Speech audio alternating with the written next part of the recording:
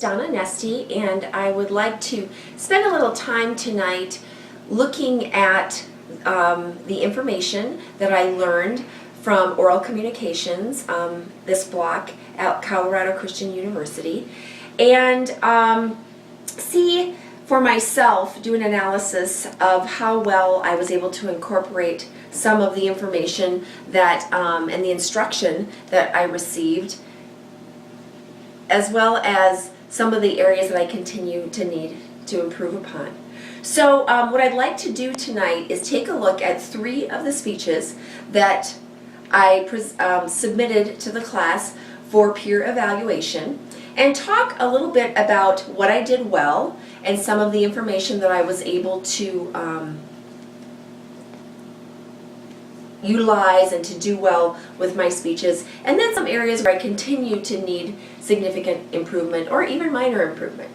So I will be looking at the informative speech, my demonstrational speech, and my persuasive speech, and again looking at how well I was able to implement some of the information and the best practices that were instructed to me in our textbook, The Challenge of Effective Speaking by Verberger. So when I'm referring to some best practices throughout this discussion, it will be the best practices that were suggested in our textbook.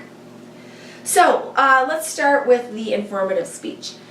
So in an effort to try to establish the best practice of instilling confidence in the audience by using data that was well supported and was ethically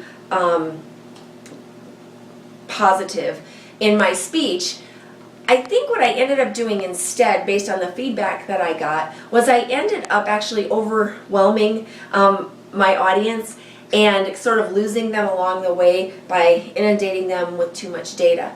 And I think I could have done a better job of making it a very simple presentation of data and used other things such as my speech and my body language to instead instill confidence and still get my message across.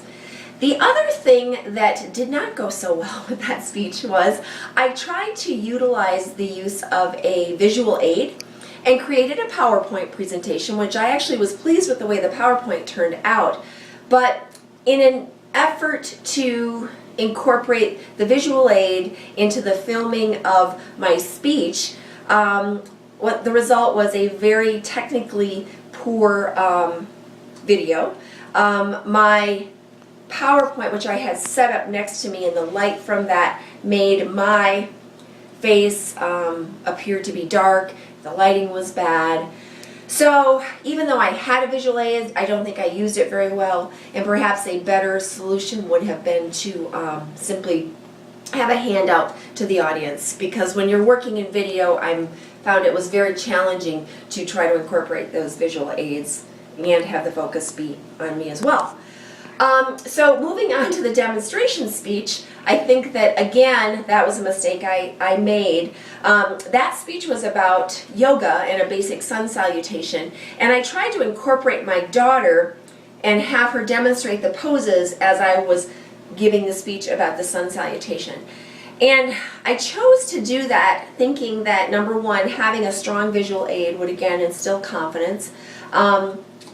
And also, I think that it would have been very challenging to try to speak in some of the yoga poses. But again, what ended up happening was that the focus kept having to shift from my daughter to me, and I think that I lost connection and relationship with the audience.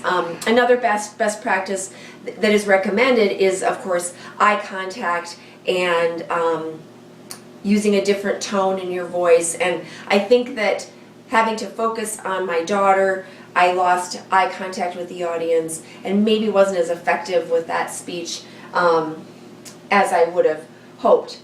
However, there were some things that I think I did improve upon. I think that by simply stating my qualifications as a yoga teacher and speaking with confidence and knowledge, that I was able to make that connection and develop that trust and that credibility with my audience, which is so very important. So I was pleased with that. Continue to struggle with the video aspects. This class was very challenging for me, having to submit videos. It turns out I don't really know very much about that, and I'm not very good at it. So I think I made progress throughout the class, but it's certainly an area that I can continue to improve upon. Finally, there was the persuasive speech that we gave, and this I felt was perhaps one of my best speeches. I had good, solid data, so I was able to achieve that, again, that credibility and that confidence with my audience. I think that even though in the tape the camera was too close to me and you couldn't see it, I felt very comfortable in front of the camera. I felt that my posture and my body motions and my eye contact did make for an interesting connection with the audience. And that was some of the feedback that I got from my peers, was that they felt like I knew what I was talking about, and this was something that I felt strongly about and passionate about. And so that was all really, really good. They spoke in our textbook about in a persuasive talk using persuasion in the logos, the ethos, and the pathos, and I really felt like I successfully did that with this speech, and again was able to get feedback from my class about that, because I appealed to the logos because I was able to have enough data that they understood that this was a speech that had something behind it. It wasn't just me spouting off what I thought or my opinion. It also, I think, again, by my confidence and my knowledge of this subject, was able to make a persuasive argument based on ethos. And finally, I really felt like, and the feedback that I got was that I was able to have a persuasive argument based on pathos, because I was able to make this relevant to all of the audience, because it's something that could potentially impact anyone in my audience with very significant results. So I was very pleased ultimately with my final speech. Overall, I think the lessons that I walked away with are that I am a far better spontaneous speaker than I am having to memorize. I really struggled with the memorization in all of the speeches, and I know that I tended to lose my audience based on that. So that's something I definitely can work on. If I'm ever going to need to videotape myself again, definitely need to continue to try to improve the technical aspects of that.